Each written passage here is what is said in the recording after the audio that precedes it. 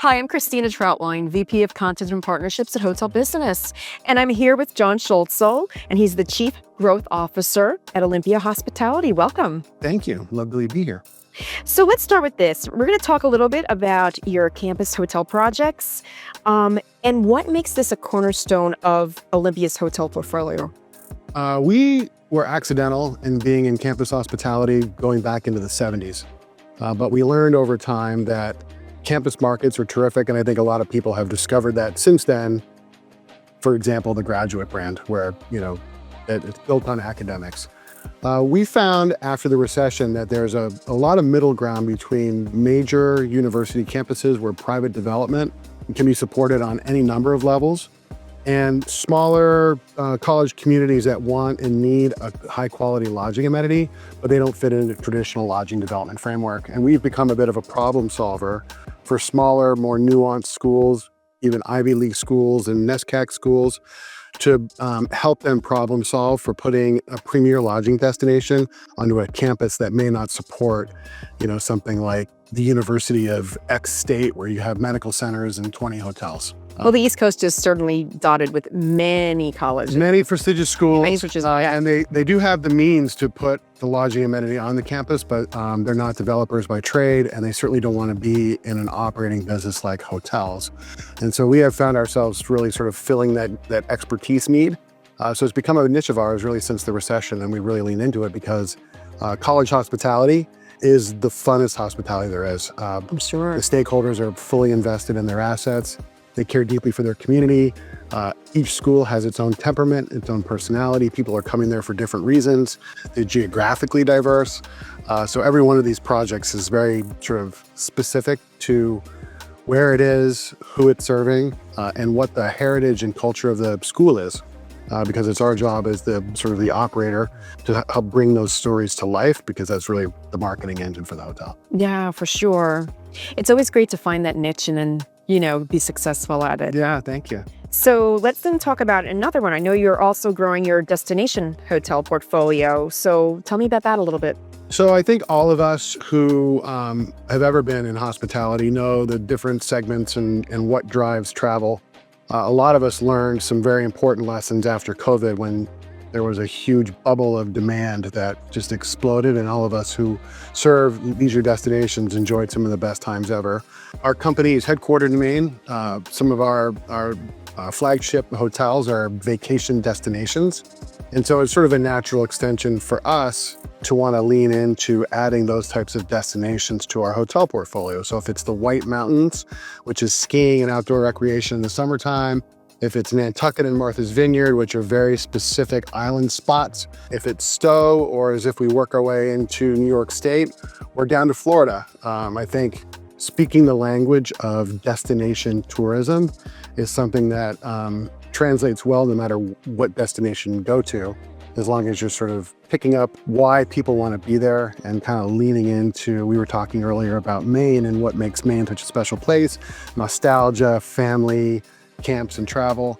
Every destination has that. And true relaxation. Yeah, so it's our job to figure out what it is that vacation destination is delivering to the traveler and what they're looking for, and then celebrate that. And that's, again, we're fortunate as a company that we get to pick and choose to some degree where we go and what we do.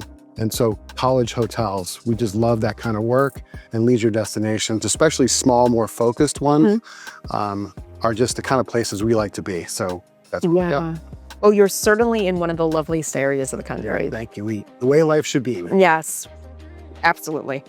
How have your partnerships with branded companies like Hyatt and Marriott and Preferred Hotels evolved? We started out in the 70s with holiday franchising. We were a Holiday Inn company. Oh, okay. So, our roots were in the franchise hotel model up and down the 95 corridor. Kids eat free, pool at every hotel.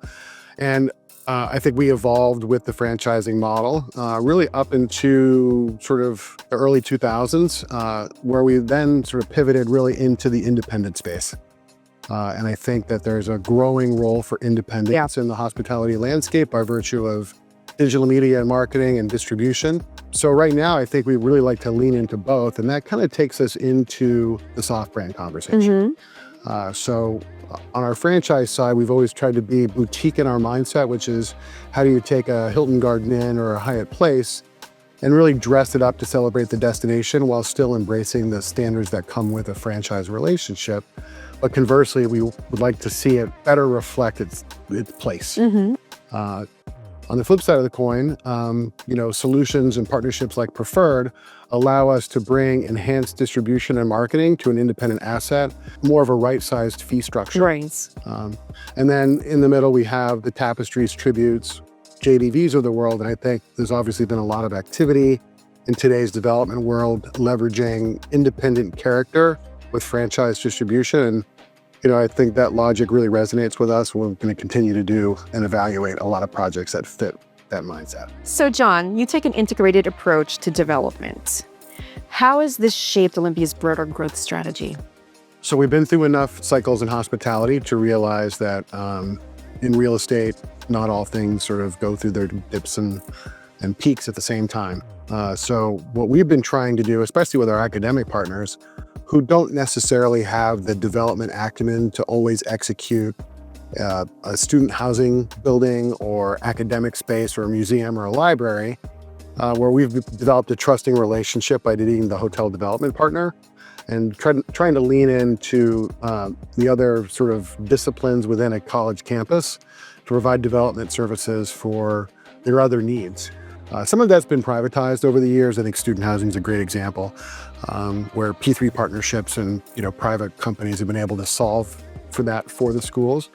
But on their academic spaces or their sort of public-facing spaces that they want to continue to maintain control over, they need a development partner who has the skills to build buildings, but they don't necessarily want to build that infrastructure into their org chart. So there are obviously bigger schools that have real estate divisions, and those aren't the people we're talking to. But the smaller colleges and universities, especially in New England, they really don't have the infrastructure to support that. And so that's where you fit in. That's where we fit in. We'll lean into that. Perfect. Thank you so much for your time, Thanks John. for having me.